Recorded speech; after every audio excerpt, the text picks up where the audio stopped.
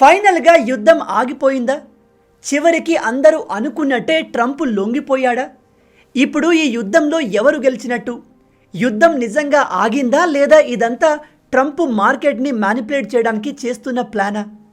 Just 2 రోజుల క్రితం Trump ఈ రోజు రాత్రి ఒక దేశ సివిలైజేషన్ మొత్తం నాశనం కాబోతుంది అంటూ ఇరాన్ని బెదిరించాడు. ఇరాన్లోని bridges, power plants, nuclear reactors అన్నిటినీ టార్గెట్ చేసి డెస్ట్రాయ్ చేస్తాను, ఇరాన్ని స్టోన్ ఏజ్కి పంపిస్తాను అని బెదిరించాడు. ట్రంప్ ఈ వార్నింగ్ ఇచ్చిన తర్వాత యుద్ధం మరింత సివియర్గా మారింది. ఇరాన్కి చెందిన కార్గ్ ఐలాండ్ పైన నిన్న రాత్రి దాదాపు 50 కన్నా ఎక్కువ దాడులు జరిగాయి. కార్గ్ ఐలాండ్ గురించి మనం ప్రీవియస్ వీడియోస్లో మాట్లాడుకున్నాం. ఈ ఐలాండ్ నుంచి ఇరాన్ తమ 90% ఆయిల్ని ప్రపంచ దేశాలకు ఎక్స్పోర్ట్ చేస్తుంది. ట్రంప్ వార్నింగ్ ఇచ్చిన తర్వాత మన ఇండియా కూడా ఇరాన్లో ఎవరైనా భారతీయులు మిగిలి ఉంటే దయచేసి బయటకు రాకండి, ఎక్కడ ఉన్నారో అక్కడే ఉండండి, జాగ్రత్తగా ఉండండి అంటూ అడ్వైజరీ జారీ చేసింది. యునైటెడ్ నేషన్లో కూడా ఇరాన్ స్ట్రేట్ ఆఫ్ హర్ముజ్ని క్లోజ్ చేయడం కరెక్ట్ కాదు, దీనివల్ల ప్రపంచం మొత్తం సఫర్ అవుతుంది, కాబట్టి ఇరాన్ పైన ప్రెజర్ పెట్టైనా సరే దాన్ని ఓపెన్ చేయాలి అనే రెజల్యూషన్ తీసుకువచ్చారు. కానీ దీన్ని చైనా అండ్ రష్యాలు కలిసి బ్లాక్ చేశాయి. ఇరాన్ పైన ఏ దేశం కూడా ప్రెజర్ పెట్టకూడదు అంటూ వీళ్ళు ముందుకు వచ్చారు. దీని అర్థం వీళ్లకు ఇరాన్ అంటే ప్రేమ అని కాదు, అమెరికాపై ఉన్న ద్వేషం. రష్యా అండ్ చైనాలు ఎలాగైనా సరే అమెరికాను వీక్ చేయాలి అని చూస్తున్నాయి. ఈ యుద్ధంలో అమెరికా మెల్లమెల్లగా వీక్ అవుతుంది. అండ్ అమెరికా ఏ విధంగా యుద్ధం చేస్తుంది, వాళ్ళ టెక్నిక్స్ ఏంటి అనే విషయాన్ని చైనా, రష్యాలు ఈ యుద్ధాన్ని క్లోజ్గా గమనించి అర్థం చేసుకుంటున్నాయి. అలాగే నేను మీకు నా ప్రీవియస్ వీడియోస్లో చాలాసార్లు చెప్పాను, ఈ ఇరాన్కి ఒకేసారి ఇజ్రాయెల్ అండ్ అమెరికా పైన దాడి చేసే అంత సీన్ లేదు. వీళ్ళ దగ్గర అమెరికన్ మిలిటరీ బేస్లను యాక్యురేట్గా టార్గెట్ చేయడానికి ప్రాపర్ శాటిలైట్ సర్వేలియన్స్ సిస్టమ్ కూడా లేదు. కాబట్టి ఈ యుద్ధం మనకు బయట కనిపిస్తున్నట్టు ఇరాన్, అమెరికా మధ్య జరగట్లేదు. అసలైన యుద్ధం America, Israel and Iran, China, Russia మధ్య, ఈ 5 దేశాల మధ్య జరుగుతుంది. రష్యా అండ్ చైనాలు ఇరాన్కి బ్యాక్గ్రౌండ్లో భారీగా హెల్ప్ చేస్తున్నాయి. చైనా ఇచ్చే శాటిలైట్ ఇన్ఫర్మేషన్తోనే ఇరాన్, అమెరికా మిలిటరీ బేస్లను టార్గెట్ చేయగలిగింది. ఈ విషయం బయట అఫీషియల్గా రాలేదు, కానీ బ్యాక్గ్రౌండ్లో ఇదే జరుగుతుంది అని చాలామంది నిపుణులు చెప్తున్నారు. దీనిపైన మీ ఒపీనియన్ ఏంటి? ఇరాన్కి చైనా అండ్ రష్యాలు బ్యాక్గ్రౌండ్లో హెల్ప్ చేస్తున్నాయా? కింద కామెంట్లో చెప్పండి. ట్రంప్ వార్నింగ్ ఇచ్చిన తర్వాత ఇరాన్లో ప్రజలు తమ దేశ బ్రిడ్జుల్ని, పవర్ ప్లాంట్స్ని కాపాడుకోవడానికి వాటి చుట్టూ హ్యూమన్ చైన్ని ఫామ్ చేస్తున్నారు. ఏ ప్రాంతాలని ట్రంప్ టార్గెట్ చేస్తాను అని చెప్పాడో అక్కడికి భారీ మొత్తంలో ప్రజలు గ్యాదర్ అయ్యారు. దాంతో అమెరికా దాడి చేయడం ఆపేస్తుంది అని. మొత్తంగా నిన్న రాత్రి 8 గంటల తర్వాత ప్రపంచం మొత్తం ఇక ఇరాన్ పనైపోయింది. ట్రంప్ ఏదో పెద్దది చేయబోతున్నాడు. చాలామంది అయితే ట్రంప్ సివిలైజేషన్ మొత్తాన్ని నాశనం చేస్తాను అని చెప్పాడు కాబట్టి బహుశా న్యూక్లియర్ బాంబును యూజ్ చేస్తాడేమో అనుకున్నారు. ఈ విధంగా అందరి ఎక్స్పెక్టేషన్లు హైలో ఉన్నప్పుడు ఒక్కసారిగా ట్రంప్ ఇదిగో ఈ పోస్ట్ని పెట్టాడు. యుద్ధం ఆగిపోయింది. ఇరాన్కి అమెరికాకు మధ్య 14 రోజుల సీజ్ ఫైర్ ప్రకటిస్తూ ఇతను ఒక పోస్ట్ చేశాడు. మొదట్లో నేను ఈ న్యూస్ చూసినప్పుడు ఫేక్ న్యూస్ ఏమో అనుకున్నాను. ఆ తర్వాత ట్రంప్ పోస్ట్ని క్లియర్గా గమనిస్తే నిజంగానే ఇరాన్కి అమెరికాకు మధ్య సీజ్ ఫైర్ అగ్రిమెంట్ జరిగింది. కానీ ఇది పర్మనెంట్ కాదు, కేవలం టెంపరీ మాత్రమే. ఈ సీజ్ ఫైర్ 14 రోజుల వరకు మాత్రమే ఉంటుంది.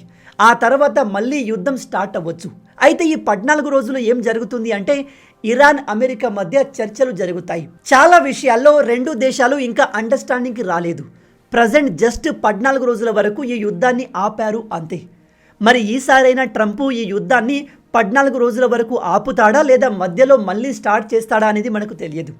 కానీ ప్రజెంట్ అమెరికా, ఇరాన్ మధ్య జరిగిన పీస్ డీల్ అండ్ అందులో వాళ్ళు డిస్కస్ చేసిన విషయాలు, ఇరాన్ తీసుకువచ్చిన 10 పాయింట్స్ ప్రపోజల్ని చూస్తే ఖచ్చితంగా ఈ యుద్ధం ఎండ్ కాలేదు అనిపిస్తుంది. ముందుగా ఇరాన్ ప్రపోజ్ చేసిన ఆ 10 పాయింట్స్ ఏంటో తెలుసుకుందాం. అది తెలుసుకుంటే మీకు యుద్ధం ఎండ్ అయిందో లేదో క్లియర్గా ఐడియా వచ్చేస్తుంది. ఎందుకంటే నేను ఈ మధ్య మన వీడియోస్కి వచ్చే ప్రతి కామెంట్ని చదువుతున్నాను. కామెంట్స్లో మన ఆడియన్స్ చాలా బ్రిలియంట్గా మాట్లాడుతున్నారు, కన్స్ట్రక్టివ్ డిస్కషన్లు చేస్తున్నారు. ఇక్కడ స్క్రీన్ పైన కనిపిస్తున్న ఇరాన్ తీసుకువచ్చిన 10 పాయింట్స్ని ఒకసారి చూడండి. మీ అందరికీ తెలుసు ఈ యుద్ధం ఎందుకు స్టార్ట్ అయింది. ఇరాన్ న్యూక్లియర్ వెపన్స్ని తయారు చేస్తుంది అని. ఇరాన్ దగ్గర యురేనియం ఎన్రిచ్మెంట్ భారీగా జరుగుతుంది. ఆ యురేనియంతో వీళ్ళు న్యూక్లియర్ వెపన్స్ తయారు చేస్తున్నారు అని తెలిసే అమెరికా అండ్ ఇజ్రాయెల్ కలిసి ఇరాన్ పైన దాడి చేశారు. కానీ ఇప్పుడు ఇరాన్ మేము యురేనియంని వదులుకోము, యురేనియంతో న్యూక్లియర్ ఎనర్జీ క్రియేట్ చేసే ఎక్స్పెరిమెంట్లు జరుగుతాయి, కానీ వాటితో మేము న్యూక్లియర్ వెపన్స్ని తయారు చేయము అని చెప్తున్నారు. వీళ్ళు మొదటి నుంచి ఇదే చెప్తున్నారు కదా.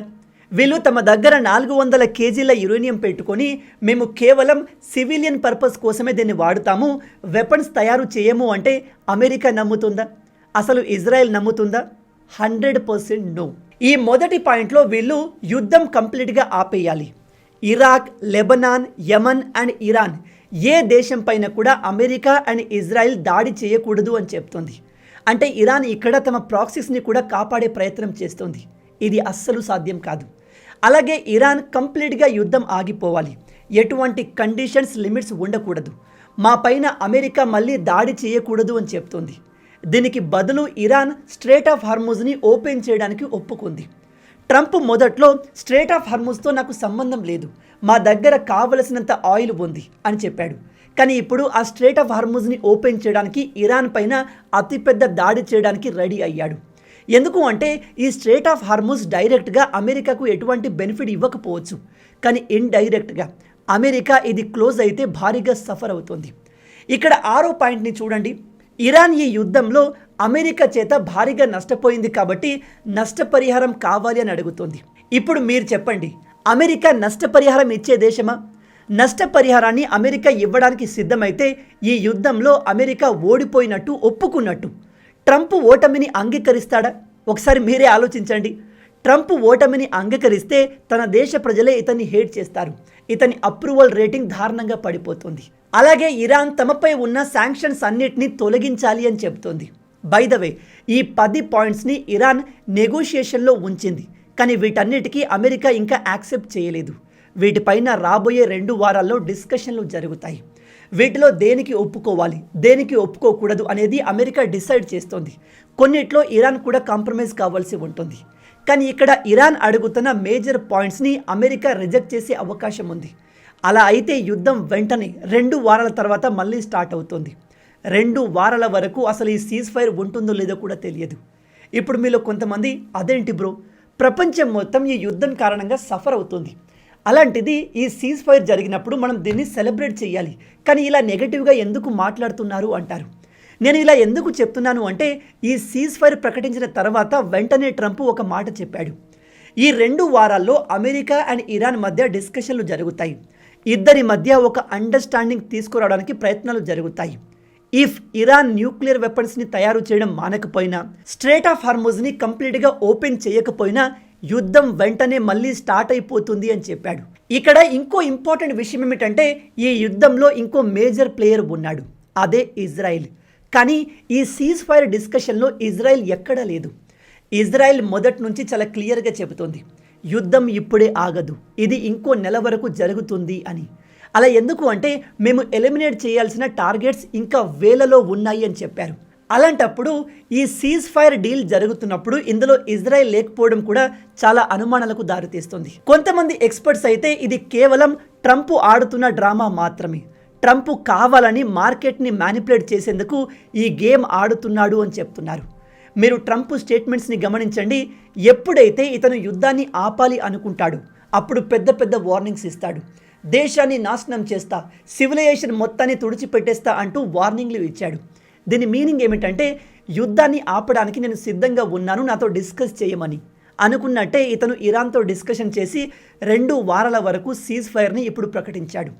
ట్రంప్ రికార్డ్ చాలా వరస్ట్గా ఉంది. ఇతను మొన్న 6 రోజుల సీజ్ ఫైర్ ప్రకటించాడు, కానీ 4వ రోజే ఇరాన్ పైన దాడి చేశాడు. అంతకుముందు 2 రోజులు ప్రకటించాడు, 1 రోజు గడవకు ముందే మళ్ళీ దాడి చేశాడు. ఇప్పుడు 2 వారాలు అని చెప్తున్నాడు. మరి దీన్నైనా కరెక్ట్గా ఇతను ఫాలో అవుతాడా? చెప్పలేం. అలాగే ప్రజెంట్ ఇరాన్ అమెరికా మధ్య జరిగిన ఈ సీజ్ ఫైర్ అగ్రిమెంట్లో కూడా ఇజ్రాయెల్కి చాలా ప్రాబ్లమ్స్ ఉన్నాయి.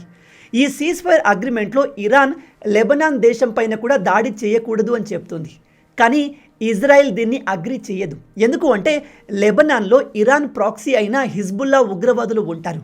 వీళ్ళు కంటిన్యూగా ఇజ్రాయెల్ పైన దాడులు చేస్తూనే ఉంటారు. వీళ్ళు ఎలా అంటే ఎంత కొట్టినా చావని పాము లాంటి వాళ్ళు.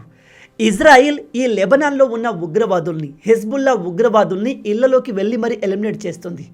అయినా కూడా వాళ్ళు వేలలో కొత్తగా పుట్టుకు వస్తూనే ఉన్నారు.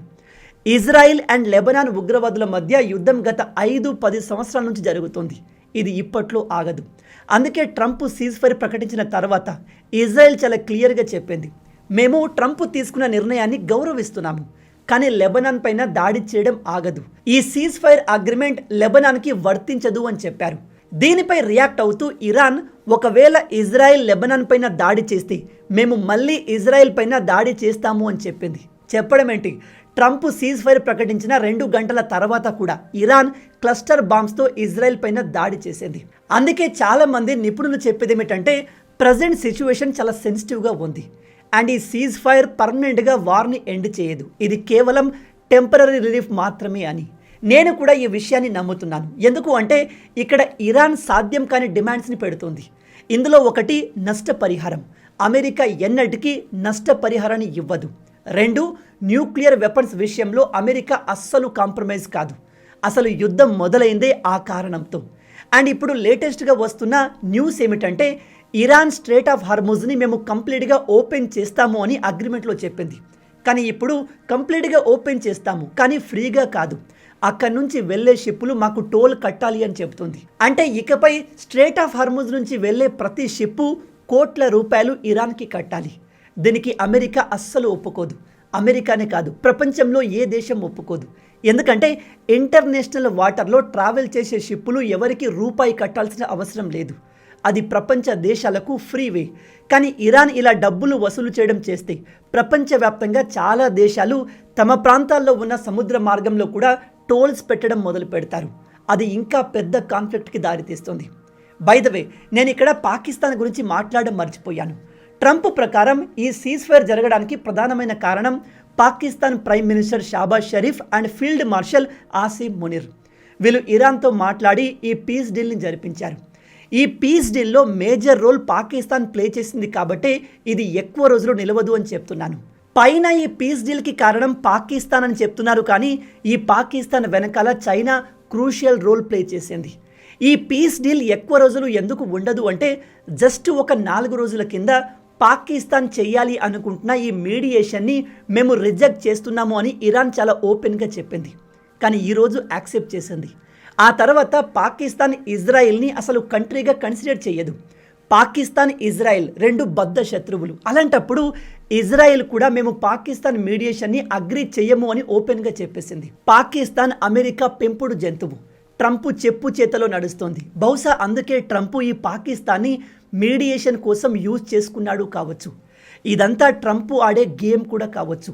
కావాలని మార్కెట్ని మ్యానిపులేట్ చేయడానికి, తన దేశంలో తనకు అగెన్స్ట్గా జరుగుతున్న ప్రొటెస్ట్లను ఆపడానికి, వరల్డ్ వైడ్గా తనపై క్రియేట్ అవుతున్న ప్రెజర్ని కంట్రోల్ చేయడానికి కొన్ని రోజుల వరకు ట్రంప్ ఈ డ్రామాను క్రియేట్ చేసి ఉంటాడు. ఈ మాట చెప్తుంది నేను కాదు, జియో పొలిటికల్ ఎక్స్పర్ట్స్ చెప్తున్నారు. ఎందుకు అంటే నిన్న షాబాజ్ షరీఫ్ ఒక ట్వీట్ చేశాడు. అందులో ఇతను ఒక లైన్ని డిలీట్ చేయడం మర్చిపోయాడు. పైన ఒక లైన్ ఉంది, draft for Pakistan PM message on X అని. దీన్ని ఇతను డిలీట్ చేయకుండా పోస్ట్ చేశాడు. మిస్టేక్ తెలుసుకొని వెంటనే ఆ పోస్ట్ని ఎడిట్ చేశాడు. అంటే ఇతనికి ఇలాంటి మెసేజ్లు పోస్ట్ చేయమని ఎవరో చెబుతున్నారు. ఇప్పుడు మీలో కొంతమంది, బ్రదర్ మన దేశంలో ఉన్న రాజకీయ నాయకులకు కూడా అంతగా ఇంగ్లీష్ రాదు, కింద ఉన్న అధికారులు రాసి ఇస్తారు, దాన్ని వీళ్ళు పోస్ట్ చేస్తారు అని. అది నిజమే, కానీ draft for Pakistan PM message on X అని ఆ దేశంలో ఉన్న అధికారులు రాయరు, విదేశాల్లో ఉన్న ఓనర్లు రాస్తారు. కాబట్టి ఇక్కడ పాకిస్తాన్ని ఎవరో వెనక నుంచి నడిపిస్తున్నారు. అది ఎవరో కాదు, పాకిస్తాన్కి ఓనర్ అయిన ట్రంప్ అని చాలామంది అనుమానపడుతున్నారు. ఇప్పటికైతే ట్రంప్ 2 దేశాల మధ్య సీజ్ ఫైర్ ప్రకటించాడు. ఒక రకంగా ఇది మంచి విషయమే. ఎందుకు అంటే మన దేశంలో కూడా గ్యాస్, ఆయిల్ విషయంలో ప్రజలు ఇబ్బంది పడుతున్నారు. ఈ ప్రాబ్లమ్స్ అన్నీ ఈ పీస్ డీల్ కంటిన్యూ అయితే తొలగిపోతాయి. లేదా ఈ 2 వారాల్లో ఇండియా మనకు కావలసినంత ఆయిల్ ఆర్ గ్యాస్ని ఇంపోర్ట్ చేసుకొని నెక్స్ట్ వీళ్ళు ఇంకో 4 రోజుల పాటు యుద్ధం చేసినా ఇబ్బంది లేకుండా మన దేశాన్ని చూసుకుంటుంది. మొత్తంగా ఇవే ఈ వీడియోకి సంబంధించిన పూర్తి విషయాలు. పాకిస్తాన్ మీడియేట్ చేసిన ఈ సీజ్ ఫైర్ పైన మీ ఒపీనియన్ ఏంటి? ఇక్కడితో యుద్ధం ఆగిపోతుందా, లేదా ట్రంప్ గురించి మనకు ఆల్రెడీ తెలుసు కాబట్టి బ్యాక్గ్రౌండ్లో ఏదో ప్లాన్ చేసుకొని ఇలా చేశాడా? ఇజ్రాయెల్ ఖచ్చితంగా లెబనాన్ని వదిలిపెట్టదు కాబట్టి ఈ సీజ్ ఫైర్ ఇజ్రాయెల్ చేతిలో బ్రేక్ అవుతుందా? అమెరికా ఇరాన్ పెట్టే కండిషన్స్కి ఒప్పుకుంటుందా? అమెరికా నష్టపరిహారాన్ని చెల్లిస్తుందా? ఇరాన్కి న్యూక్లియర్ టెక్నాలజీ పైన పనిచేయడానికి అమెరికా అలో చేస్తుందా? మీరేమనుకుంటున్నారు? మీ ఆలోచనల్ని కింద కామెంట్లో చెప్పండి. మొత్తంగా ఇవే ఈ వీడియోకి సంబంధించిన పూర్తి విషయాలు. ఈ వీడియో మీకు నచ్చింది అనుకుంటున్నాను. నచ్చితే అలా ఊరికే చూసి వెళ్ళిపోకుండా వీడియోని లైక్ చేయండి. మన తెలుగు యువతను ఎంత వీలైతే అంత దేశభక్తులుగా మార్చాలి అనే మిషన్తో పనిచేస్తున్నాము. మన ఛానల్ని సబ్స్క్రైబ్ చేసుకొని ఆ మిషన్లో మీరు భాగం అవ్వండి. రాబోయే వీడియోలో ఇంకో ఇంట్రెస్టింగ్ టాపిక్తో మళ్ళీ కలుద్దాం. అంటిల్ దెన్, జై హింద్, జై భారత్, భారత్ మాతాకి జై.